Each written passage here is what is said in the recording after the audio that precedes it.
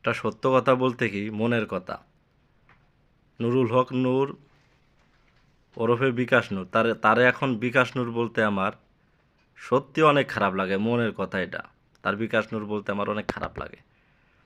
কারণ আমি তারে বিকাশে টাকা দিছি যখন নয়া পুরাতন পল্টনে জামান টাওয়ারে অফিস নেয় নতুন বিপি নূররা টাকা কালেকশন করছে তারা বিকাশের মাধ্যমে। তখন আমরা প্রবাসীরা আমিও টাকা দিছি সেই জায়গায় তার অফিসের জন্য। আমি তখন গণ অধিকার পরিষদ পছন্দ করতাম, বিপি নুরুল হক নূরের অনেক পছন্দ করতাম, তার দলের আমি পছন্দ করতাম।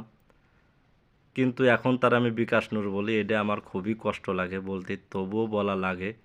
কারণ সে এই জাতির সাথে, বাংলাদেশের মানুষের সাথে বেইমানি করছে। হাজার হাজার প্রবাসী টাকা নিয়ে আজকে গণ অধিকার পরিষদ প্রতিষ্ঠিত করছে, কিন্তু সেই কষ্টের একটা দল বিলীন হয়ে গেল বিপি নূরের কারণে। সে গণ অধিকার পরিষদ এখন আর নাই,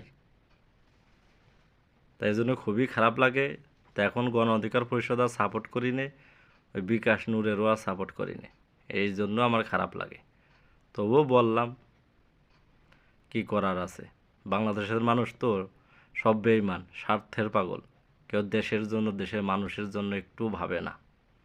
সব নিজের পুঁজিবাট্টা গোছায় নিয়ে চিন্তা করে সবসময়ের জন্যে।